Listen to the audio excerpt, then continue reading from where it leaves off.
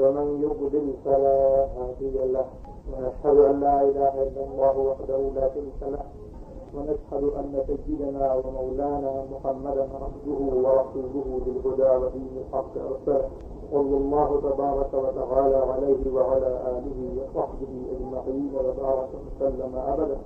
أما بعد فأعوذ بالله من الشيطان الرجيم. بسم الله الرحمن الرحيم. ألا إن أولياء الله لا خوف عليهم ولا هم يحزنون الذين آمنوا وكانوا يتقون. صدق الله مولانا العلي العظيم وبلغنا رسوله النبي الكريم ونحن على ذلك لمن الشاهدين والشاكرين والحمد لله رب العالمين. إن الله وملائكته يصلون على النبي يا أيها الذين آمنوا صلوا عليه وسلموا تسليما. اللهم صل على سيدنا وشفيعنا وحبيبنا وسيدنا ومولانا محمد المجيد والكرم وآله وصحبه وبارك وسلم. مسجد جس نعت کی فرمائش کی گئی ہے وہ کافی طویل ہے اور اتفاق سے آواز بھی کافی گرفتہ ہے، لہٰذا یہ نعت پھر کسی اور موقع پر سناؤں گا. کی نعت سن لیں. درود صلی اللہ علیہ وسلم.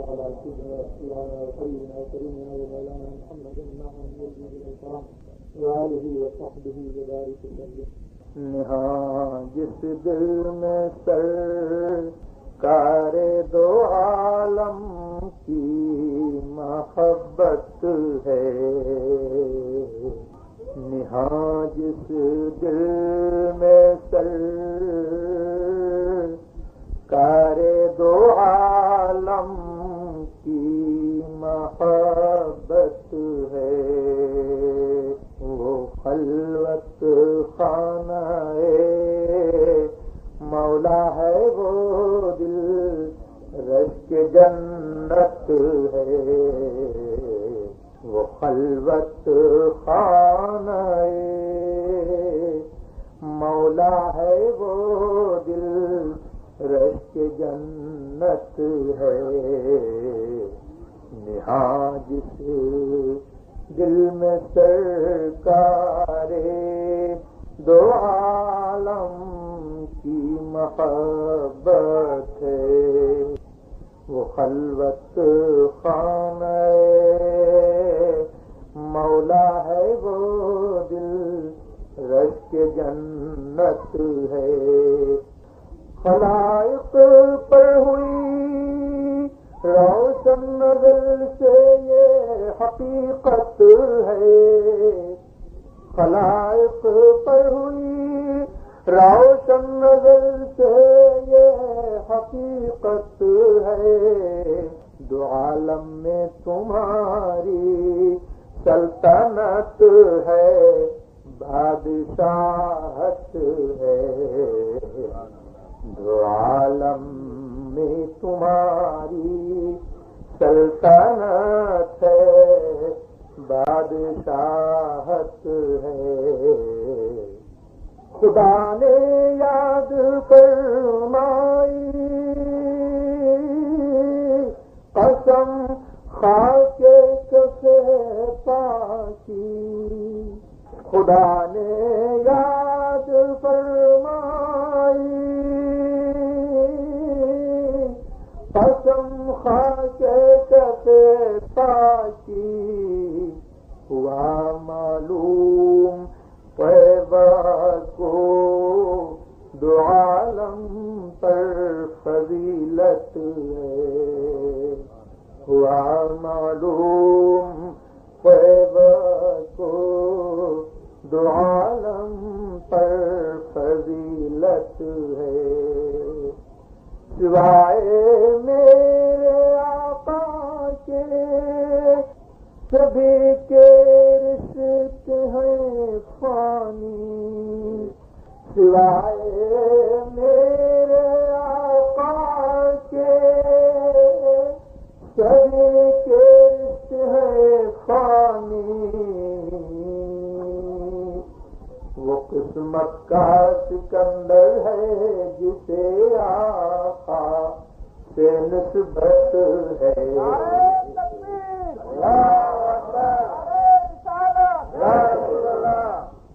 سوائے میرے آقا کے سبھی کے رشتے فانی، وہ قسمت کا سکندر ہے جسے آقا سے نسبت ہے، یہی کہتی ہے ہندوں سے نگاہ مست ساقی کی، یہی کہتی ہے ہندوں سے نگاہ مست ساقی کی، درے میں خانہ وائے میں کسوں کی عام دعوت ہے، درے میں خانہ وائے میں کسوں کی عام دعوت ہے، شاہدنا میں مرنے والے تیرا کیا کہنا،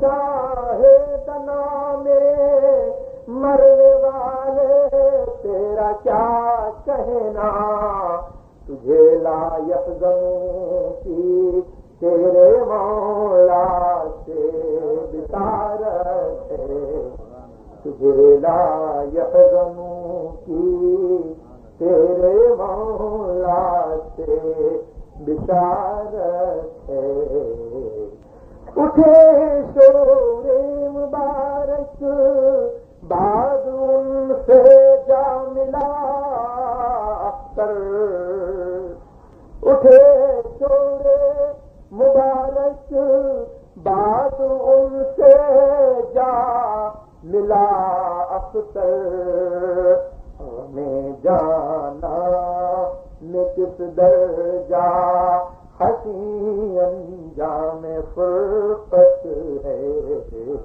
ہمیں جانا میں کس درجہ حسین انجام میں فرقت ہے۔ ارشاد باری ہے، الا ان اولیاء اللہ لا خوف علیہم ولا هم یحزنون الذین آمنوا وکانوا یتقون، آگاہ ہو جاؤ، بے شک اللہ کے اولیاء کو نہ مستقبل کا آئندہ زمانے کا کوئی خوف ہے اور نہ ماضی کا ان کو کوئی غم۔ خوف اس فکر کو کہتے ہیں جو مستقبل سے متعلق ہوا کرتی ہے، اس اندیشے کا نام خوف ہے، اور قیام میں اس اندیشے کو خوف کہا جاتا ہے جو اندیشہ آئندہ زمانے سے متعلق ہو۔ حزن اس رنج و ملال کو کہتے ہیں جو رنج و ملال گزشتہ زمانے کے حادثات پر آدمی کو ہو۔ تو اللہ تبارک و تعالیٰ ارشاد فرماتا ہے کہ آگاہ ہو جاؤ اولیاء کرام کو، اللہ کے اولیاء کو کل قیامت کے دن نہ آئندہ کا کوئی کھٹکا ہوگا، آئندہ کا کوئی اندیشہ نہ ہوگا ان کو، اور ماضی میں دنیا میں جو تکالیف انہوں نے اٹھائی ہے راہ خدا میں، ان کا کوئی غم، ان کا کوئی رنج و ملال ان کے خاطر اقدس پر نہ ہوتا۔ یہاں اللہ تبارک و تعالیٰ نے یوں ارشاد فرمایا کہ الا آگاہ ہو جاؤ، پھر فرمایا ان بے شک اولیاء اللہ لا خوف علیہم ولا هم یحزنون، اولیاء اللہ پر، اللہ کے ولیوں پر کسی قسم کا خوف نہیں ہے اور کسی قسم کا ان کو رنج و ملال نہ ہوگا۔ تو یہاں اللہ تبارک و تعالی نے ہم کو یہ بتایا کہ اولیاء کرام اللہ کے وہ بندے ہیں، وہ مقرب بندے ہیں کہ جن کو اللہ تبارک و تعالی نے ہر قسم کے حزن و ملال سے پاک کرنے کا وعدہ فرما لیا ہے۔ اللہ تبارک و تعالیٰ کی بارگاہ میں ان کو کسی قسم کا خوف نہیں ہوگا، کسی قسم کا ماضی کا اندیشہ نہ ہوگا۔ تو بات تو صرف اتنی سی کہنی ہے، لیکن وہ بات کس قدر اہتمام کے ساتھ کہی جا رہی ہے، تنبیہ در تنبیہ، تاکید در تاکید وہ بات فرمائی جا رہی ہے۔ تو ذرا یہ غور کیجیے کہ تنبیہ کی ضرورت کب ہوا کرتی ہے، کسی کلام میں تاکید کی ضرورت کب ہوا کرتی ہے۔ ہم کوئی کلام کہیں زور دے کر کے یہ کب کہتے ہیں، ہم اس وقت کہتے ہیں جب مخاطب کو شک ہوا کرتا ہے جب مخاطب کو شک ہو تو کلام میں اسی قدر تنبیہ ہوا کرتی ہے، اور جب مخاطب انکار کرے کسی بات کا تو اس بات کو ثابت کرنے کے لیے اسی قدر اس میں جو ہے تاکید ہوا کرتی ہے، جس قدر مخاطب کا مقابل کا انکار قوی ہوا کرتا ہے، ویسے ہی متکلم کی تاکید اور متکلم کا ثابت کرنا جو ہے اور بات کو کہنا زور سے ہوا کرتا ہے، اور زیادہ وہ زور سے کہا کرتا ہے۔ تو یہاں اللہ تبارک و تعالیٰ نے ارشاد فرمایا کہ الا جو ہے یہ حرف تنبیہ ہے، یہ الا حرف تنبیہ جو ہے مخاطب کو متنبہ کرنے کے لیے بولا جاتا ہے۔ تو پہلے اللہ تبارک و تعالیٰ نے مخاطب کو متنبہ کیا، الا آگاہ ہو جاؤ کہ اس کے بعد جو حکم سنایا جانے والا ہے وہ ایسا نہیں ہے کہ وہ سنا انسنا کر دیا جائے، اس بات کو سنی انسنی کر دیا جائے، بلکہ اس کے بعد جو حکم سنایا جانے والا ہے وہ بہت ہی زیادہ اہم ہے۔ اور اللہ تبارک و تعالیٰ کی مشیت کا تقاضا یہ ہے کہ صرف اللہ ہی پر بس نہیں، بلکہ یوں پھر تاکید کی جا رہی ہے کہ ان اولیاء اللہ، بے شک اللہ کے ولیوں کو کسی قسم کا خوف نہیں ہے۔ تو اللہ کے ذریعے سے متنبہ کیا اور پھر خبر میں جو ہے انا داخل کیا تاکہ یہ معلوم ہو جائے کہ یہ خبر جو دی جا رہی ہے تم کو، یہ خبر جو ہے حقیقت پر مبنی ہے، یہ خبر تحقیقی ہے، اس میں تم کے شک و شبہ کی گنجائش نہیں ہے، اس میں کسی قسم کے شک و شبہ کی گنجائش نہیں ہے۔ پھر اللہ اور انا ہی پر نہیں، بلکہ پھر اللہ نے یوں فرمایا اولیاء اللہ لا خوف علیہم ولا هم یحزنون، یعنی یہ جملہ کون سا ہے؟ جملہ اسمیہ ہے، اور جملہ اسمیہ جو ہے وہ ثبوت کا فائدہ دیا کرتا ہے۔ جملہ اسمیہ ثبوت کا فائدہ دیا ہے۔ مثلا ہم یوں کہے کہ زید حسن الوجہ ہے، زید اچھے چہرے والا ہے، تو اس کا مطلب یہ ہے کہ زید کے لیے خوبصورتی ثابت ہے، زید کے لیے جو ہے وہ خوبصورتی ثابت ہے، کسی زمانے کے ساتھ مقید نہیں ہے۔ ایسا نہیں ہے کہ وہ ماضی میں تو بدصورت تھا اور اب خوبصورت ہو گیا۔ جو خوبصورت ہوگا وہ پیدائش سے خوبصورت ہوگا، جو خوبصورت ہوگا وہ پیدائش ہی سے خوبصورت ہوگا۔ تو جملہ اسمیہ یہاں پر کس بات کا فائدہ دے رہا ہے؟ ثبوت کا فائدہ دے رہا ہے۔ جس طریقے سے کہ زید الحسن الوجہ میں زید کی خوبصورتی جو ہے وہ اس کی پیدائشی ہے، ویسے ہی اولیاء کرام جو اللہ تبارک و تعالیٰ کے مقرب بندے ہوا کرتے ہیں، ان کے لیے اس درجہ تقرب جو ہے اول ہی سے لکھ دیا جاتا ہے، مقرر کر دیا جاتا ہے کہ یہ ہمارے بندے جو ہے ان کے لیے یہ خوشخبری ہے، الا ان اولیاء اللہ لا خوف علیہم ولا هم یحزنون، کہ ان کو کسی قسم کا خوف نہیں ہے اور ان کو کسی قسم کا حزن و ملال نہیں ہے۔ دل جملہ کہنا چاہتا ہوں کہ جو اللہ کے مقرب بندے ہوا کرتے ہیں ان کے لیے ازل میں بے خوفی اور رنج و ملال کا نہ ہونا، اور کل قیامت کے دن کسی بات سے نہ ڈرنا۔ دنیا ڈرے گی کل قیامت کے دن، دنیا قیامت کے حادثات سے ڈر رہی ہوگی، لیکن اولیاء کرام نہیں ڈر رہے ہوں گے۔ تو یہ صفت جو ہے ازل سے ان کے لیے لکھ دی جاتی ہے، اسی لیے فرمایا کہ الا ان اولیاء اللہ لا خوف علیہم ولا هم یحزنون، آگاہ ہو جاؤ کہ بے شک اللہ کے ولیوں کو کسی قسم کا خوف نہیں ہے مستقبل کا، اور ماضی میں کسی قسم کا غم نہیں ہے۔ یعنی ایسا نہیں ہے کہ یہ صفت جو ہے انہوں نے جو ہے کمالی ہو، یہ صفت جو ہے انہوں نے جو ہے خود اپنے سے اختیار کر لی ہو، یہ صفت تو ان کی ہمیشہ سے ہے، ازل سے یہ صفت ان کے لیے ثابت کر دی گئی ہے۔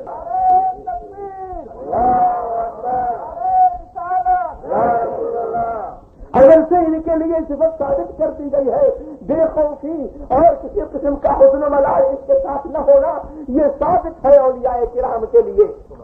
میں نے جو تمہید بات کی اس کی طرف لوٹیے۔ تنبیہ ہوا کرتی ہے تب جب کہ شک پیدا ہو، اور تنبیہ در تنبیہ اس وقت ہوا کرتی ہے جب کہ کوئی انکار کرنے والا ہو۔ مجھے بتائیے کہ صحابہ کرام کے زمانے میں کون انکار کرنے والا تھا؟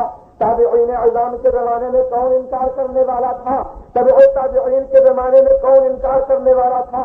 خود وہ ذات محمد الرسول اللہ صلی اللہ علیہ وسلم جس پر کہ یہ قرآن عظیم اترا، وہ کیا انکار کر سکتی تھی؟ اللہ تبارک و تعالیٰ کے فرمان کو رد کر سکتی تھی؟ پھر یہ کیوں تنبیہ در تنبیہ فرمائی گئی؟ کیوں اس قدر جو ہے تاکید فرمائی گئی؟ عقدہ حل نہیں ہوتا۔ کیوں آخر یہ جو ہے تنبیہ در تنبیہ فرمایا گیا؟ کیا آگاہ ہو جاؤ بے شک اللہ تبارک و تعالیٰ کے ولیوں کے لیے بے خوفی ثابت ہے، اللہ تبارک و تعالیٰ کے ولیوں کو کسی قسم کا خوف نہیں ہے مستقبل کا، اور ماضی کا کوئی غم نہیں ہے۔ کیوں اللہ تبارک و تعالیٰ نے اس قدر تاکید سے فرمایا ہے؟ کیا اتنا کہہ دینا کافی نہ تھا؟ ان اولیاء اللہ لا خوف علیہم ولا هم یحزنون، بے شک جو مسلمان ہیں اور جو اہل ایمان ہیں ان کے لیے صرف اتنا ہی کہہ دینا کافی ہے کہ اولیاء اللہ لا خوف علیہم ولا هم یحزنون، اللہ کے ولیوں کو کسی قسم کا خوف نہیں ہے اور کسی قسم کا ان کو حزن و ملال نہیں ہے۔ لیکن سوال یہ ہے کہ یہ آگاہی اور یہ تنبیہ جو کرائی گئی تو کس لیے کرائی گئی؟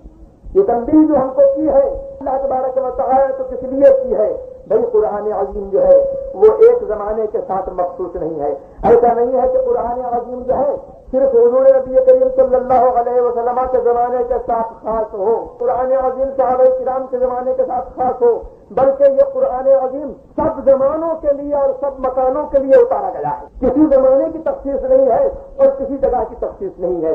جیسے عربی کے لیے اترا ویسے ہی ہندی کے لیے اترا، جیسے 1300 برس پہلے لوگوں کے لیے اترا ویسے ہی 14ویں صدی کے ہم جیسے رابطاروں کے لیے یہ قرآن عظیم اترا ہے۔ تو قرآن عظیم جو ہے وہ تو سب کے لیے سرچشمہ ہدایت ہے۔ قرآن عظیم جو ہے وہ کسی زمانے سے خاص نہیں ہے۔ اللہ تبارک و تعالی عالم الغیب ہے، وہ غیب جانتا ہے۔ اس کو یہ خبر تھی کہ 14ویں صدی میں کچھ ایسے لوگ بھی پیدا ہو جائیں گے جو اولیاء کرام کی قبروں کو مٹی کا ڈھیر سمجھا کریں گے، اولیاء کرام کو اپنے جیسا بشر سمجھیں گے۔ وہ یہ سمجھیں گے کہ اولیاء کرام سے کچھ مانگ لینا جو ہے وہ مشرک ہو جانا ہے۔ وہ یہ کہیں گے تم میاں غیر اللہ سے مانگتے ہو، اللہ تبارک و تعالیٰ سے کیوں نہیں مانگتے ہو؟ وہ اس قسم کی باتیں بتائیں گے کہ غیر اللہ سے مانگنا شرک ہے، اور غیر اللہ سے وہ مراد لیتے ہیں کس کو؟ اولیاء اللہ کو۔ غیر اللہ سے ہما اور شما کو مراد نہیں لیتے ہیں، مراد لیتے ہیں تو کس کو مراد لیتے ہیں؟ ان مقربان حق کو جو بارگاہ خدا میں غائب درجہ قدیم ہے، ان کو غیر اللہ کہا کرتے ہیں معاذ اللہ رب العالمین۔ تو اللہ تبارک و تعالیٰ کو معلوم تھا کہ 14ویں صدی میں کچھ ایسے لوگ پیدا ہوں گے جو کہیں گے تم میاں تم ان بڑی سے کیا مانگ رہے ہو، یہ تو مٹی کا ڈھیر ہے معاذ اللہ رب العالمین۔ اور یوں کہیں گے اللہ کی شان کے آگے بڑا ہو یا چھوٹا چوڑے چمار سے بھی زیادہ ذلیل ہے۔ ایسے لوگ پیدا ہوں گے جن کے نزدیک نہ اولیاء کرام کی کوئی شان ہوگی، نہ حضور نبی کریم صلی اللہ علیہ وسلم کی کوئی عظمت ہوگی۔ تو اللہ تبارک و تعالیٰ کو یہ معلوم تھا، اس لیے اللہ نے فرمایا کہ آگاہ ہو جاؤ جو اولیاء کرام کی شان میں توہین کیا کرتے ہیں، جو اولیاء کرام کی ہم شریک دایا کرتے ہیں، جو اولیاء کرام کو مردہ سمجھا کرتے ہیں، ان کو مٹی کا ڈھیر سمجھا کرتے ہیں، تم سب آگاہ ہو جاؤ کہ بے شک اللہ تبارک و تعالیٰ کے ولیوں کو کسی قسم کا مستقبل میں خوف نہیں ہے اور نہ ان کو ماضی کا کوئی غم ہے۔ اور یہ بے خوفی کس کے لیے ثابت ہوا کرتی ہے؟ بے خوفی اس کے لیے ہوا کرتی ہے جو احساس کیا کرتا ہے، اور جو مردہ ہوا کرتا ہے اس کو احساس نہیں ہوا کرتا۔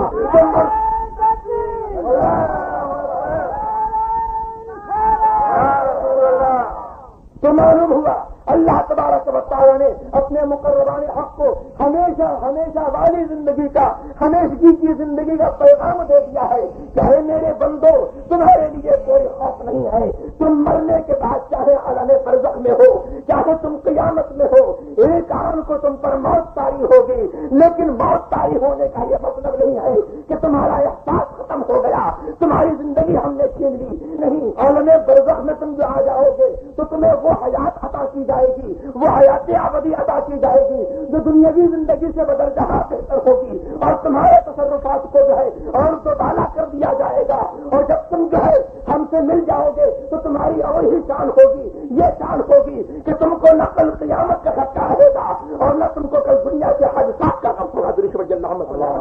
سیدنا وشفیعنا وحبیبنا وکریمنا ومولانا محمد معد الجود والکرم وآلہ وصحبہ وبارک وسلم۔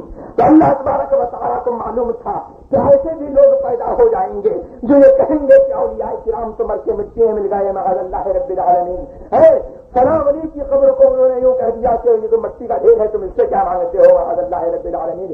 میں آپ کو بتاؤں حضرت خواجہ معین الدین اجمیری رحمۃ اللہ تبارک و تعالی علیہ، آپ کی بارگاہ میں ایک فقیر حاضر ہے اور وہ یوں عرض کرتا ہے کہ اے بابا 5 روپے کا سوال ہے۔ ادھر سے ایک سرفرا جو یہ سمجھا کرتا تھا کہ ولی کچھ نہیں دیا کرتا ہے، جو یہ سمجھا کرتا تھا کہ تم مر کے مٹی میں مل گئے معاذ اللہ رب العالمین، مٹی کا ڈھیر ہے، اس نے یوں ہی بک دیا کہ میاں تم ان سے کیا مانگتے ہو، یہ تو مٹی کا ڈھیر ہو چکے ہیں، یہ تم کو کیا دیں گے، لو میرے ہاتھ سے تم 5 روپے لو اللہ اکبر، وہ 5 روپئے لے لیتا ہے اور پھر کہتا ہے کہ اے خواجہ تیری جان نرالی ہے، تو نے دلایا تو کس منکر سے دلایا؟ تو اولیاء کرام کی تو شان وہ ہے کہ جو ان کی شان کا انکار کیا کرتا ہے، جو اولیاء کرام کو سمجھتا ہے کہ ان کو کسی قسم کا اختیار نہیں ہے، ان کی شان یہ ہے کہ اس کی منکر سے دلوا دیا کرتے ہیں، یہ ان کا اختیار ہے۔ درود بھائی اللہ سیدنا و شفیعنا و حبیبنا و کریمنا و مولانا محمد معدن الجود والکرم و آلہ و صحبہ وبارک وسلم۔ ادھر تو دنیا یہ سمجھی بیٹھی ہوئی ہے اللہ اکبر کہ یہ تو مر کے مٹی میں مل گئے، مٹی کا ڈھیر ہو گئے، لیکن اللہ تبارک و تعالیٰ نے یہ کہہ کر کے کہ الا ان اولیاء اللہ لا خوف علیہم ولا هم يحزنون، آگاہ ہو جاؤ کہ بے شک اللہ کے ولیوں کو کل قیامت کے دن کسی قسم کا خوف نہیں ہوگا اور کسی قسم کا حزن و ملال نہیں ہوگا۔ ان کے لیے اللہ تبارک و تعالیٰ نے جو ہے ایسے جاوید کا پیغام دے دیا کہ میرے مقربان حق، تم چاہے دنیا میں رہو اور چاہے تم مر کر کے سال کر کے انتقال فرما کر کے عالم برزخ میں رہو، تمہاری شان یہ ہے کہ تم ہر وقت جو ہے زندہ ہو۔ کیوں؟ اس لیے کہ اس زندہ جاوید کے تم غلام ہو جس کا نامی محمد رسول اللہ صلی اللہ تعالیٰ علیہ وسلم ہے۔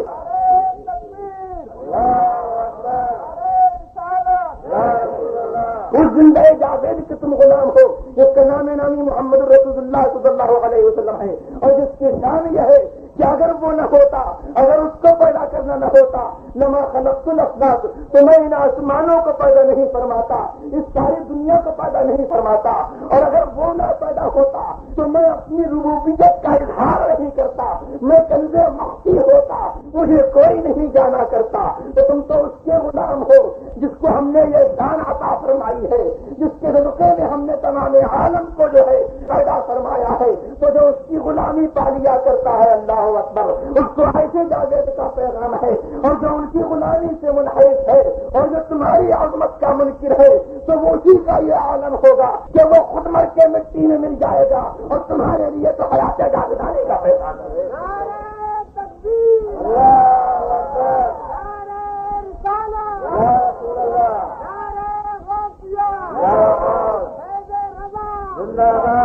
درود بھائی اللہم صلی علی سیدنا و شفیعنا و حبیبنا و کریمنا و مولانا محمد معدن الجود والکرم و آلہ و صحبہ وبارک وسلم۔ تو اللہ تبارک و تعالیٰ ارشاد فرماتا ہے کہ الا ان اولیاء اللہ لا خوف علیہم ولا هم يحزنون، آگاہ ہو جاؤ کہ بے شک اللہ تبارک و تعالیٰ کے ولیوں کو کسی قسم کا خوف نہیں ہے، کھٹکا نہیں ہے، اور نہ ان کو آخرت میں کسی قسم کا رنج و ملال ہوگا دنیاوی حادثات کا۔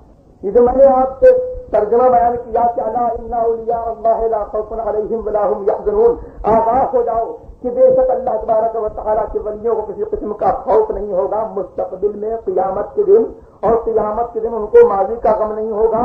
آپ پوچھیں گے کہ میاں یہاں پر فی الآخرہ کا لفظ کہاں ہے؟ اللہ تبارک و تعالیٰ نے فی الآخرہ تو نہیں فرمایا ہے الا ان اولیاء اللہ لا خوف علیہم ولا هم يحزنون، صرف فرمایا ہے تو چاہیے یہ کہ جیسے کہ ان کو قیامت میں خوف نہیں ہوگا اور کسی قسم کا اندیشہ نہیں ہوگا، ویسے ہی ان کو دنیا میں بھی کسی قسم کا اندیشہ اور کسی قسم کا خوف نہ ہو۔ تو ترجمہ تو آپ کو مطلقاً کرنا چاہیے کہ چاہے وہ دنیا میں رہے، چاہے وہ برزخ میں رہے، چاہے وہ قیامت کے دن میں ہو، چاہے وہ میدان محشر میں ہو، کسی حالت میں بھی ان کو کسی قسم کا خوف نہیں ہے، کسی قسم کا جو ہے ان کو کھٹکا نہیں ہے۔ آپ نے قرآن عظیم کے مفہوم کو محدود کر دیا صرف آخرت کی قید لگا کر کے، اس کا مطلب یہ ہوا کہ آخرت میں ان کو کسی قسم کا غم نہیں ہے اور آخرت میں ان کو کسی قسم کا خوف اور حزن و ملال نہیں ہے۔ رہ گئی دنیا تو اس کا مطلب یہ نکلتا ہے کہ ان کو خوف ہے اور اپنے جو ہے حادثات کا ان کو غم ہوا کرتا ہے۔ اللہ اکبر۔ تو میاں جو ہے قرآن عظیم کو اگر سمجھنا ہے، قرآن عظیم جو ہے ایسا نہیں ہے کہ لوگوں نے کہہ دیا کہ قرآن عظیم کے سمجھنے کے لیے جو ہے فرسودہ ذخیروں کی ضرورت نہیں ہے، حدیث دیکھنے کی ضرورت نہیں ہے، تفسیر دیکھنے کی ضرورت نہیں ہے، بلکہ اگر قرآن عظیم کو سمجھنا ہے تو حضور نبی کریم صلی اللہ علیہ وسلم کی بارگاہ میں حاضری دو، اور حضور نبی کریم صلی اللہ علیہ وسلم کی احادیث سے جو اس زمانے تک حامل رہے ہیں، جنہوں نے حضور نبی کریم صلی اللہ علیہ وسلم کی احادیث کی حفاظت کی ہے، اسناد کے ذریعے سے اس کی حفاظت کی ہے، صنعت کے ذریعے سے اس کی حفاظت کی ہے، فن رجال کے ذریعے سے اس کی حفاظت کی ہے، اصول حدیث کے ذریعے سے اس کی حفاظت کی ہے. ان کی بارگاہ میں حاضری دینا پڑے گی اور یہ معلوم کرنا پڑے گا کہ فلانی حدیث میں حضور نبی کریم صلی اللہ علیہ وسلم نے اس آیت کا کیا مطلب بتایا ہے. علماء کرام سے سلسلہ جوڑنا ہوگا تاکہ حضور نبی کریم صلی اللہ علیہ وسلم کا ارشاد گرامی معلوم ہو جائے. اور اگر حضور نبی کریم صلی اللہ علیہ وسلم کا ارشاد گرامی معلوم کرنے کی ضرورت ہی نہیں ہے، اگر علماء کی طرف رجوع نہیں کرتے ہو، اللہ فرماتا ہے کہ فاسألوا اہل الذکر ان کنتم لا تعلمون، اہل ذکر سے پوچھ لو، اہل علم سے پوچھ لو اگر تم کو علم نہ ہو. یہ کیوں فرمایا؟ اگر قرآن عظیم سب سمجھ سکتے ہوتے، سب میں یہ طاقت ہوتی کہ قرآن عظیم کے مقاصد و مطالب کو سمجھ لے، تو اللہ یوں نہ فرماتا کہ فاسألوا اہل الذکر ان کنتم لا تعلمون، اہل علم سے پوچھ لو اگر تم کو نہ معلوم ہو. اللہ اکبر. یہ اسی لیے اللہ تبارک و تعالیٰ نے فرمایا کہ قرآن عظیم کے مقاصد و مطالب جو ہے وہ ہر شخص کا جو ہے کام نہیں ہے، ہر شخص کا وسیلہ نہیں ہے کہ اس کو سمجھ سکے. قرآن عظیم کے مقاصد و مطالب وہی سمجھا کرتے ہیں جو ہر فن میں کامل و یکتا ہوا کرتے ہیں اور جن کو اللہ تبارک و تعالیٰ نے جو ہے اجتہاد کی صفت سے نوازا ہوتا ہے، وہی سمجھا کرتے ہیں قرآن عظیم کے مقاصد و مطالب کو. تو حدیث کی بارگاہ میں جو ہے حاضری دیجیے. حضور نبی کریم صلی اللہ علیہ وسلم فرماتے ہیں کہ اشدکم بلاء الانبیاء ثم الاولیاء ثم الامثل فالامثل. اس دنیا کا یہ حال ہے کہ تم میں سب سے زیادہ آزمائش جو ہے انبیاء کرام پر ہوا کرتی ہے، پھر اولیاء کرام ہے، اور پھر جو جس کے درجے بلند ہے وہ اسی قدر اس پر آزمائش ہوا کرتی ہے. تو یہ دنیا جو ہے دار آزمائش ہے اور اسلام کی بنیاد جو ہے وہ قربانیوں پر ہے، آزمائش پر ہے. تو اسلام کا جو نام لے رہا ہے اس دنیا میں جو ہے وہ آزمائشوں کے لیے پیدا ہوا ہے، وہ مصیبتوں کے لیے پیدا ہوا ہے، وہ راحتوں کے لیے پیدا نہیں ہوا ہے.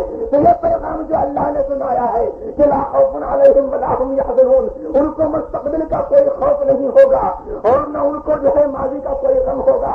یہ کب ہوگا؟ جب محمد رسول اللہ صلی اللہ علیہ وسلم کے لواء الحمد کے نیچے آپ کھڑے ہوں گے، محمد رسول اللہ صلی اللہ علیہ وسلم کے دامن کی ٹھنڈی ٹھنڈی ہوا رکھی ہوگی، تو اس وقت جو ہے نہ کوئی مستقبل کا خوف ہوگا، نہ حساب کا خوف ہوگا، نہ کتاب کا خوف ہوگا، نہ غضب کا خوف ہوگا، نہ نار کا خوف ہوگا، نہ دوزخ کا خوف ہوگا. کسی قسم کا کوئی کھٹکا نہیں ہوگا اور نہ آپ کو یہ فکر ہوگی کہ کل ہم نے کیسی مصیبتیں جھیلی ہیں. اللہ اکبر. جس کے لیے مصیبتیں جھیلی ہیں آج وہ مل چکا ہے، جس کے لیے اپنی خواہشیں ہم نے قربانی کی تھی وہ آج ہمارے لیے جو ہے کہ بات فرما رہا ہے. ہمیں کسی قسم کی جو ہے کوئی ضرورت نہیں ہے. اس وجہ سے سیدنا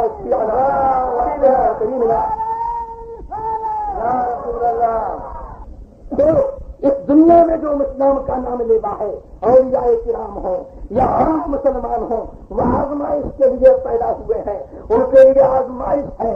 اللہ اکبر. یہ تو حزن و ملال کے متعلق تھا اور خوف. اللہ اکبر. اسلام کی جان جو ہے اور اسلام کا ملاک الدین التقوی، دین کا ملاک جو ہے اور دین کی جان جو ہے اور دین کا قرآن کیا ہے وہ تقوی ہے. اللہ تبارک و تعالیٰ سے ڈرنا ہے، وہ اللہ تبارک و تعالیٰ سے ڈرنا ہے. تو جب تک خوف نہیں ہوگا اللہ تبارک و تعالیٰ کا اس مقام کو کوئی پہنچ ہی نہیں سکتا.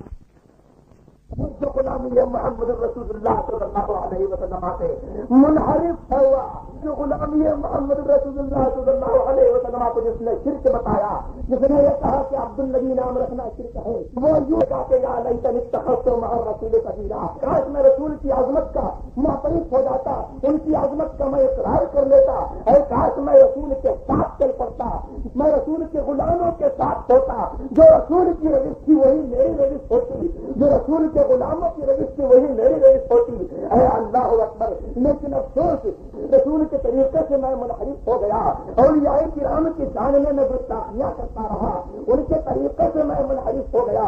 اللہ اکبر. تو آج جیسا کہ میں کل منحرف تھا، آج بھی جو ہے میں اکیلا کھڑا ہوا ہوں معاذ اللہ رب العالمین، اور میرا کوئی حامی و مددگار نہیں ہے. کیوں؟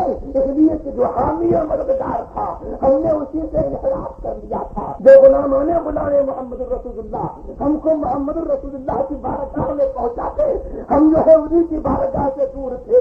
تو غلامان مانے محمد الرسول اللہ تو زینا ہے محمد الرسول اللہ کا. ہم تو انہیں سے گر گئے, انہیں سے ہم دور رہے, تو ہم محمد الرسول اللہ تک کیسے پہنچے؟ اور جب محمد الرسول اللہ تک نہیں پہنچ سکتے ہیں اللہ اکبر, تو پھر خدا تک کیسے پہنچ سکتے ہیں؟ کہ خدا خدا کہنے کا دھرم کھل جائے گا. اللہ اکبر, خدا خدا بھی کہے جائے اور غلامان محمد الرسول اللہ صلی اللہ علیہ وسلم کا نیاز مند بھی رہے تو خدا خدا کہنا کام آئے گا, ورنہ جو ہے ہرگز اللہ تبارک و تعالیٰ کی بارگاہ میں کوئی مقبولیت نہیں ہوگی. درود بجی اللہم صلی علی سیدنا و شفیعنا و حبیبنا و کریمنا و مولانا محمد معدن الجود والکرم و آلہ و صحبہ وبارک وسلم. اولیاء ہم سے استنداز چند اولیاء کو اپنا ہی جیسا گمان کر دیا. اللہ اکبر, آدمی اپنے ہی اخبار پہ کرتا ہے نظر, نشے والوں نے بھلا شکر نکالا تیرا. اللہ اکبر, اپنے ہی اخبار پر آدمی قیاس کیا کرتا ہے. جس طریقے سے تم کو یہ ہے تمہارے تمہیں اب یہ دھڑکا لگا ہوا ہے کہ کہیں ہم مر کے مٹی میں جو ہے نہ مل جائیں, ہماری ہڈیاں گل سڑ کر کے برابر نہ ہو جائیں, یوں ہی تم نے مقربان حق کو سمجھ لیا ہے. مقربان حق تو ان کی وہ شان ہے. ذرا پروش کی پڑھنے کو میں آپ کو بتاؤں. اللہم صلی علی سیدنا شفیعنا و حبیبنا و کریمنا و مولانا محمد معدن الجود والکرم و آلہ و صحبہ وبارک وسلم.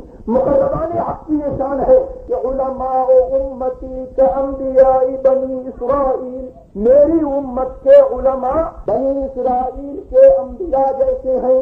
اور فرماتے ہیں العلماء ورثۃ الانبیاء, علماء جو ہے وہ انبیاء کے وارث ہیں. انبیاء کے وارث کاہے میں ہیں؟ جو علم و حکمت کے قسمیں انبیاء کرام نے بہائے اسی علم و حکمت کے وارث ہیں. جو معجزات ان کے دستے کرم پر ظاہر ہوئے یہ ان کے دستے کرم پر کرامت بن کر کے ظاہر ہوا کرتے ہیں. چنانچہ اہل سنت کا اتفاق ہے کہ وہ چیز جو نبی کے ذریعے سے معجزہ بن کر کے ظاہر ہوا کرتی ہے وہی چیز ولی کے ہاتھ پر جو ہے کرامت بن کر کے ظاہر ہو سکتی ہے. اگر انبیاء کرام نے مردوں کو جلایا تھا تو میرے غوث اعظم کا واقعہ یاد کرو.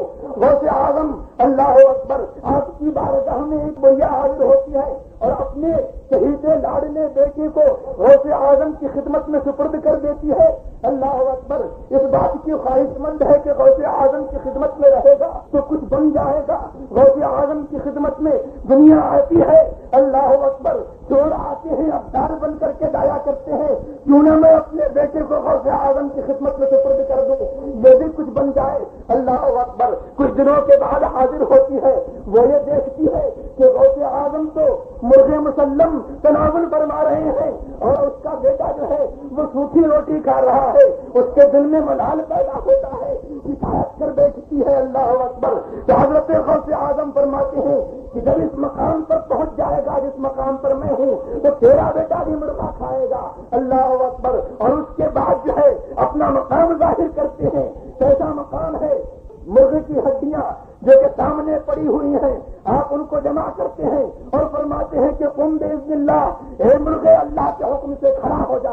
وہ مرغا جو ہے جو کہ ہڈیوں کا ڈھیر تھا اللہ اکبر اس میں پر لگ جاتے ہیں اور وہ مرغا جو ہے اذان دیتا ہوا کھڑا ہو جاتا ہے. تو یہ شان ہے اولیاء کرام کی. جو انبیاء کیا کرتے ہیں وہ اولیاء کیا کرتے ہیں. فرق یہ ہے کہ انبیاء ہے, ان کے ہاتھ سے جو ہوا کرتا ہے وہ معجزہ ہوا کرتا ہے اور ان کے ہاتھ سے جو ہوا کرتا ہے وہ کرامت ہوا کرتا ہے.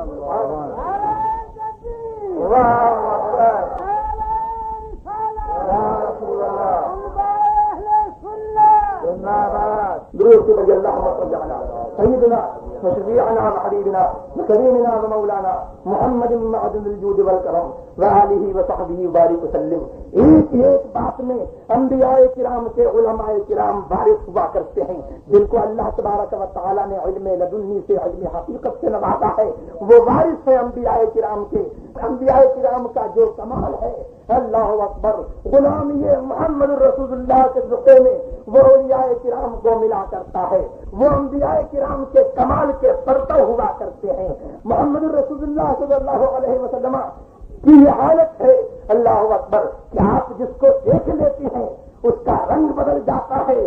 یہی حالت میرے غوث اعظم کی ہے اللہ اکبر کہ آپ کی بارگاہ میں چور چوری کے ارادے سے آیا کرتا ہے, اندھا ہو جاتا ہے, اپنے ارادے سے طائر ہوتا ہے.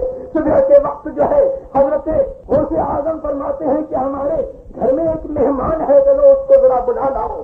اس کو بارگاہ غوث اعظم میں پیش کیا جاتا ہے، اور غوث اعظم کی جب نظر پڑتی ہے وہ غوث اعظم جو پرتو جمال محمد رسول اللہ صلی اللہ علیہ وسلم ہیں، ان کی نظر جب پڑتی ہے تو وہ چور نہیں تھا، ابدال ہو گیا تھا اور وہ ولی ہو گیا تھا۔ تو یہ ان کی شان ہوا کرتی ہے۔ درسگاہ میں جو ایمان ملا کرتا ہے وہ دلیل کا ایمان ہوا کرتا ہے۔ ظاہر یہ ہے کہ ایمان جس کے ساتھ دلیل ہو وہ ایمان مقلد سے اول ہے، لیکن اولیاء کی بارگاہ میں جو ایمان ملا کرتا ہے وہ ایمان پہاڑ کے برابر ہوا کرتا ہے، اس کو کوئی نہیں ہلا سکتا۔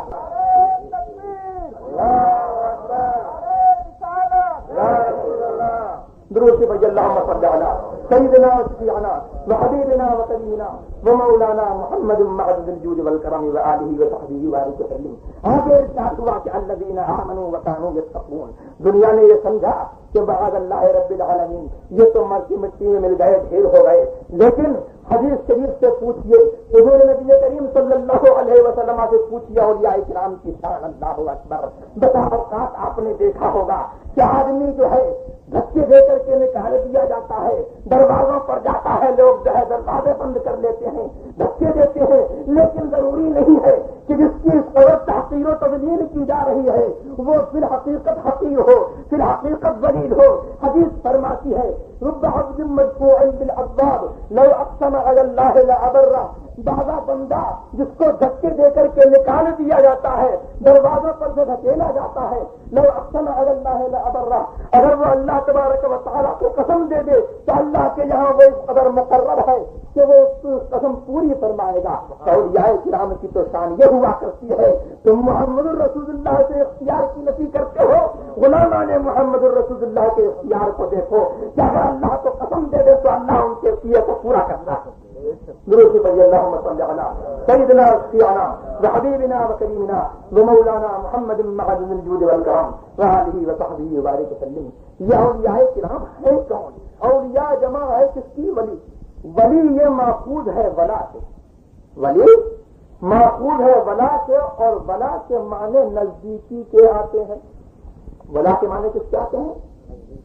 نزدیکی کے آتے ہیں۔ تو ولی اسے کہیں گے جو کہ اللہ تبارک و تعالیٰ کا تقرب ڈھونڈے، اللہ تبارک و تعالیٰ کی طرف قربت اختیار کرے، اللہ سے قریب ہو۔ کاہے کے ذریعے سے؟ اللہ سے کاہے کے ذریعے سے قریب ہوگا؟ سو کے قریب ہوگا، نماز چھوڑ کے قریب ہوگا، سنیما دیکھ کے قریب ہوگا؟ جیسے کہ تم سوتے ہو، نماز چھوڑتے ہو، سنیما دیکھتے ہو، بدعمل ہو تو بدعملی سے قریب ہوگا معاذ اللہ رب العالمین۔ حدیث میں ہے کہ اقرب ما یکون العبد الی اللہ وہو ساجد، بندہ سب سے زیادہ قریب ہوتا ہے اللہ سے کب؟ جبکہ وہ سجدہ ریز ہو۔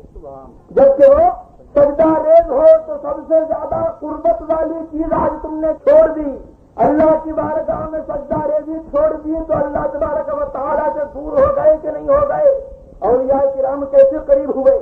سجدہ ریز ہو کر کے، اللہ کی بارگاہ میں اپنے آپ کو جھکا کر کے، اللہ کی بارگاہ میں کھڑے ہو کر کے، اللہ کی عبادت کر کے، اللہ کی ریاضت کر کے۔ تو ولی وہ ہے جو کہ اللہ تبارک و تعالیٰ کا تقرب اختیار کرے، اللہ تبارک و تعالیٰ سے قربت اختیار کرے، اللہ کے قریب ہو جائے عبادت کے ذریعے سے۔ عبادت کے ذریعے سے جو اللہ کا قریب ہو جائے گا، اللہ اکبر، تو وہ ولی ہے۔ تو ولی نے میاں جو ہے اس میں فاعل کا معنی بھی مضمر ہے، یعنی جو اللہ سے قریب ہوا، اور ولی اس میں مفعول کے معنی میں بھی مضمر ہے، یعنی وہ جو کہ قریب کیا گیا، جو کہ کیا ہے بھائی؟ قریب کیا گیا۔ اور یہاں پر دونوں ہی معنی کا احتمال ہے، بلکہ ایک معنی دوسرے معنی کے لیے لازم ہے۔ جو اللہ سے قریب ہوگا ہرگز ایسا نہیں ہو سکتا کہ اللہ اس کو قریب نہ کرے، بلکہ حدیث میں یوں آیا ہے کہ جو میرے لیے ایک بالش بڑھا کرتا ہے میں اس کے لیے ایک گز بڑھا کرتا ہوں، اور جو میرے پاس چل کر کے آیا کرتا ہے میں اس کے پاس دوڑ کر کے آیا کرتا ہوں۔ اللہ اکبر۔ تو یہ شان ہو جایا کرتی ہے جو قربت حاصل کیا کرتے ہیں اللہ تبارک و تعالیٰ کی، کہ وہ اگر جو ہے ایک بالشت بڑھتے ہیں تو اللہ تبارک و تعالیٰ اپنے سے اور قریب کر لیتا ہے، اور اگر وہ چل کر کے جاتے ہیں اللہ کی بارگاہ میں، اللہ تبارک و تعالیٰ ان کو اور قریب کرتا ہے اور قریب کرتا ہے، یہاں تک کہ حدیث کریمہ میں یہ شان آئی ہے۔ غلامان محمد الرسول اللہ کا اختیار دیکھو، محمد الرسول اللہ کے اختیار کو تو بعد میں پوچھ پوچھنا. محمد رسول اللہ کا اختیار جو ہے وہ تو اعلیٰ ہے. غلامان محمد رسول اللہ کا وہ اختیار ہے کہ حدیث میں آیا ہے کہ بندہ مجھ سے نوافل کے ذریعے سے قربت حاصل کرتا ہے, یہاں تک کہ میں اس کی آنکھ ہو جاتا ہوں جس سے وہ دیکھتا ہے, اس کا کان ہو جاتا ہوں جس سے وہ سنا کرتا ہے, اس کی زبان ہو جاتا ہوں جس سے وہ بولتا ہے, اور اس کا ہاتھ ہو جاتا ہوں جس سے وہ کام کرتا ہے, اور اس کا پیر ہو جاتا ہوں جس سے وہ چلا کرتا ہے. کیا مطلب ہے؟ اللہ تبارک و تعالیٰ ہاتھ سے, کان سے, ناک سے, پیر سے سب سے پاک ہے. پھر یہ کیا فرمایا کہ میں اس کا پیر ہو جاتا ہوں جس سے وہ چلتا ہے, اور ہاتھ ہو جاتا ہوں جس سے وہ کام کرتا ہے. مطلب یہ ہوا کہ جو کام اس کا ہوا کرتا ہے اس کے ساتھ ہماری تائید شامل ہوا کرتی ہے. ہم اس کی تائید کیا کرتے ہیں, وہ کام کیا کرتا ہے, ہمارے اشاروں پر کام کیا کرتا ہے. اپنی اس کی طاقت نہیں ہوا کرتی ہے بلکہ ہماری قوت سے اور ہماری طاقت دینے سے وہ کام کیا کرتا ہے. پھر جو کام وہ کرتے ہیں تو وہ نہیں کرتے ہیں لیکن اللہ تبارک و تعالیٰ کرتا ہے. اللہ اکبر,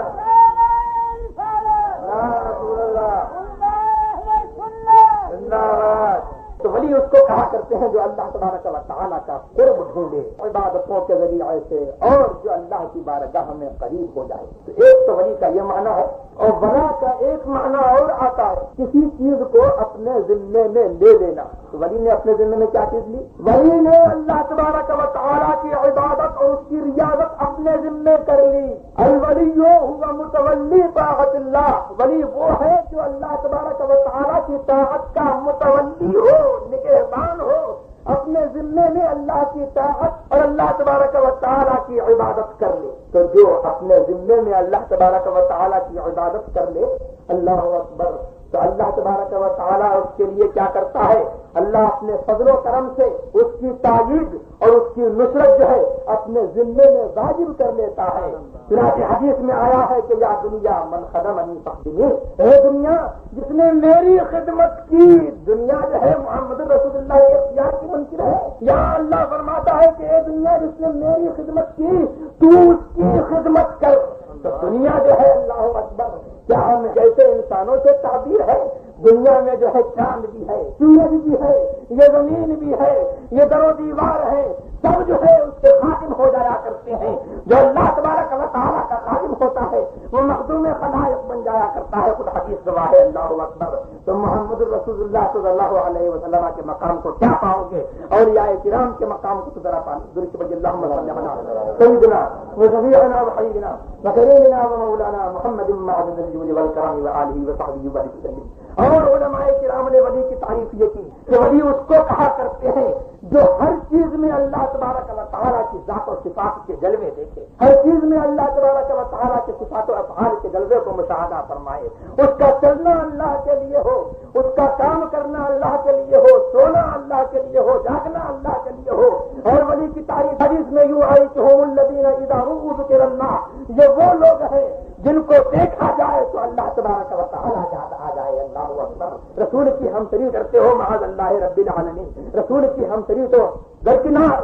اللہ اکبر. ذرا غوث اعظم کی ہمسری کرو معاذ اللہ رب العالمین. خواجہ معین الدین اجمیری کے تو رتبہ بن جاؤ. خواجہ معین الدین اجمیری کے چہرہ انور کو جو دیکھ لیتا ہے وہ اپنا جو ہے قابو نہیں رکھتا ہے, وہ ان کے رنگ میں رنگ جاتا ہے. حضرت غوث اعظم کو جو دیکھ لیتا ہے وہ ان کے رنگ میں رنگ جاتا ہے. جو ان کو دیکھتا ہے اللہ تبارک و تعالیٰ یاد آتا ہے. اور جب بڑی تشریف لے جاتا ہے دنیا سے تو اس کی قبر شریف پر جو ہے بارش انوار ہوا کرتی ہے. دنیا کی جو ہے تمام جلوہ سامانیاں ایک طرف ہے اور اللہ کے ولی کی قبر ایک طرف ہے. اللہ کے ولی کی قبر پر جو انس اور جو ذات تم کو حاصل ہوگی وہ دنیا کی جلوہ سامانیوں پر حاصل نہیں ہوگی. ٹوٹا ہوا دل جو ہے تو تین پائے گا. اللہ کی ولی کی قبر پر ٹوٹا ہوا دل جو ہے ان جلوہ سامانیوں سے اس کی نہیں پا سکتا. درود بھائی اللہم صلی علی سیدنا و شفیعنا و حبیبنا و کریمنا و مولانا محمد معدن الجود والکرم و آلہ و صحبہ وسلم. تو ان تمام باتوں سے معلوم یہ ہوا کہ اولیاء کرام جو ہے اللہ تبارک و تعالیٰ نے ان کو ہم سے افضل بنایا ہے. ہمیں دیکھو تو خدا یاد نہیں آئے گا, ہمیں دیکھو تو کوئی غیر معمولی بات جو ہے ظہور میں نہیں آئے گی, لیکن اولیاء کرام کو دیکھو گے تو ان کو جو ہے تمہیں جمال خدا پاؤ گے, نور خدا کا مظہر پاؤ گے, اور خدا کا ان کو مظہر پاؤ گے. اللہ تبارک و تعالیٰ کی قدرتوں کے سینکڑوں جلوے ان کی حیات بات میں ملیں گے. تو یہ اولیاء کرام کی شان ہے. اللہ اکبر. اور پھر جو ہے دنیا یوں کہے کہ اولیاء کرام کچھ نہیں کر سکتے ہیں معاذ اللہ رب العالمین، اور یوں کہے کہ وہ ڈھیر ہو گئے مر کر کے مٹی میں مل گئے معاذ اللہ رب العالمین۔ یہ دنیا کی بدقسمتی ہے جو اولیاء کرام کے بارگاہوں میں جو ہے بادل ہوا کرتا ہے، اس کو فیض ملا کرتا ہے، اور ایسا فیض ملا کرتا ہے کہ انشاءاللہ جو ہے مرتے دم تک اس کا ایمان جو ہے سلامت رہے گا، اور مرتے دم تک جو ہے وہ فیض ولی سے جو ہے بہرہ مند رہے گا، اور جو ولی کی بارگاہ میں سرکارے کیا کرتا ہے اللہ اکبر، اس کا ایمان جو ہے اسی وقت جو ہے رخصت ہو گیا جب سے ولی کی بارگاہ میں سرکارے۔ درود بھیج اللہم صلی علی سیدنا و شفیعنا و حبیبنا و کریمنا و مولانا محمد معدن الجود والکرم و آلہ و صحبہ وآلہ وسلم۔ یہ اولیاء کس کو کہتے ہیں، ولی کس کو کہتے ہیں، یہ تعریفات تو آپ نے سمجھی۔ اللہ اکبر۔ اب ذرا قرآن عظیم سے پوچھیے کہ ولی کس کو کہتے ہیں۔ اے قرآن عظیم، تو نے یہ تو بتایا کہ اللہ کے کچھ ایسے بندے بھی ہیں جن کو کل قیامت کے دن کسی قسم کا خوف نہیں ہوگا، کسی قسم کا کھٹکا نہیں ہوگا، ماضی کا رنج ملال نہیں ہوگا۔ آخر وہ بندے کون ہے؟ اللہ فرماتا ہے هم الذین آمنوا وکانوا یتقون، وہ اللہ کے بندے وہ ہیں جو اللہ پر اور محمد رسول اللہ پر ایمان لائے، وکانوا یتقون، اور جو اللہ تبارک و تعالیٰ سے ڈرا کرتے ہیں، جو اللہ تبارک و تعالیٰ کے منہیات سے باز رہتے ہیں اور اس کے احکام کی بجا آوری کیا کرتے ہیں، وہ اللہ تبارک و تعالیٰ کے بندے ہیں۔ یہاں پر جو ہے ایک بات قابل غور یہ ہے کہ دنیا جو ہے کسی سے غیر معمولی بات دیکھ لے، کسی سے اگر خلاف عادت کوئی کام سرد ہوتا دیکھ لے تو یہ سمجھ لیتی ہے یہ فلانا شخص جس سے ایک ایسی حیرت انگیز بات صدور میں آئی، اللہ اکبر، اس کو ولی ہونا چاہیے۔ تو میاں ولایت کا یہ معیار نہیں ہے، ولایت کا معیار اللہ نے رکھا ہے ایمان، پھر اس کا عقیدہ صحیح ہو، اور پھر اللہ نے فرمایا وَكَانُوا يَتَّقُونَ، اور جو تقویٰ کے مقام اعلیٰ پر فائز ہو وہ ولی ہے۔ اگرچہ اس سے اپنی زندگی میں حیات شریف میں ایک کرامت جو ہے حاضر نہیں ہوئی، اس نے ایک مردے کو نہیں دلایا، اس نے کوئی کام نہیں کیا ایسا جس کو کرامت کہا جا سکے، لیکن وہ ولی ہے جو اللہ تبارک و تعالیٰ سے ڈرتا رہا اور جس نے اپنا عقیدہ درست رکھا۔ تو ولی وہ ہے جو شریعت مصطفیٰ صلی اللہ علیہ وسلم کا پابند ہے، اور جو شریعت مصطفیٰ کے خلاف جائے، اگر اس کے کہنے سے دیوار چلنے لگے، اگر وہ آسمانوں پر اڑنے لگے تو وہ ہرگز ولی نہیں ہے۔ اگر ولایت کا یہی معیار ہے تو جے پال کو بھی ولی کہنا چاہیے۔ جے پال کو اللہ نے یہ طاقت دی تھی کہ وہ ہوا میں اڑ لیا کرتا تھا، لیکن وہ ولی نہیں تھا۔ حضرت خواجہ معین الدین اجمیری رضی اللہ تبارک و تعالی عنہ ولی تھے کہ انہوں نے اس کے شعبے کو جو ہے مات کر دکھایا۔ اللہ اکبر۔ تو ولی وہ ہے جو شریعت مصطفیٰ صلی اللہ علیہ وسلم کا پابند ہو، اور جو شریعت مصطفیٰ کا پابند نہیں ہے تو علماء نے فرمایا ہے کہ اگر تم اس شخص کو دیکھو جس کے حکم سے دیوار چلا کرتی ہے، جو آسمان پر اڑا کرتا ہے، ہوا میں اڑا کرتا ہے، اور وہ خلاف شریعت مصطفیٰ صلی اللہ علیہ وسلم چل رہا ہو، تو ہر دن اس کو ولی تصور مت کرو، وہ شیطان ہے۔ اللہ تبارک و تعالیٰ نے اس کو جو ہے قبیل استدراج اپنے عذاب میں پھانسنے کے لیے اس کو اللہ نے طاقت بخشی ہے۔ تو معلوم یہ ہوا کہ دنیا تو اولیاء کرام کے اختیار کا اللہ اکبر انکار کرتی ہے۔ اللہ نے اپنے دشمنوں کو اور اولیاء کرام کے دشمنوں کو اور محمد رسول اللہ کے دشمنوں کو بھی وہ طاقت عطا فرمائی ہے۔ اللہ اکبر۔ تو یہ طاقت تو کوئی بڑی بات نہیں ہے، یہ کوئی تصرف بڑی بات نہیں ہے۔ بڑی بات کیا ہے کہ تقویٰ کے مقام اعلیٰ پر فائز ہونا اور ایمان صحیح رکھنا، یہی جو ہے بڑی بات ہے۔ اس کے ساتھ اللہ کا کرم ہوتا ہے تو ولی کے رستے کرم پر کرامتوں کا صدور ہوا کرتا ہے، تائید اسلام کے لیے کرامتوں کا صدور ہوا کرتا ہے۔ اللہ اکبر۔ تو کرامت جب معتبر ہے جبکہ شریعت کا اتباع ہو، شریعت کا اتباع نہ ہو تو وہ کرامت نہیں ہے بلکہ استدراج ہے۔ اگر اس کے مقصود کے موافق ہو اور اگر اس کے مقصود کے مخالف ظاہر ہو تو وہ احانت ہے۔ اللہ نے اس کی توحید کی درش بج اللہ علیہ سیدنا و شفیعنا و حبیبنا و کریمنا و مولانا محمد معدن الجود والکرام و آلہ و صحبہ وسلم۔ اللہ نے بتا دیا کہ هم الذین آمنوا وکانوا یتقون، اللہ کے ولی بندے، اللہ کے اولیاء وہ ہیں جو کہ اللہ تبارک و تعالیٰ پر اور محمد الرسول اللہ پر ایمان رکھتے ہیں، وکانوا یتقون، اور مقام تقویٰ پر فائز ہیں، اللہ تبارک و تعالیٰ سے ڈرا کرتے ہیں۔ آپ یہ سوال کریں گے ایمان تو ہمارے پاس بھی ہے، اللہ تبارک و تعالیٰ سے ہم بھی ڈرا کرتے ہیں، کون سا ایسا مسلمان ہوگا بدنصیب جو اللہ سے نہ ڈرتا ہو، جس کے پاس رائی برابر ایمان نہ ہو؟ بتائیے کوئی ایسا بندہ ہے؟ کوئی ایسا بندہ نہیں ہے، لہذا ہمیں بھی ولی کہنا چاہیے، ہم بھی ہو گئے اللہ کے ولی۔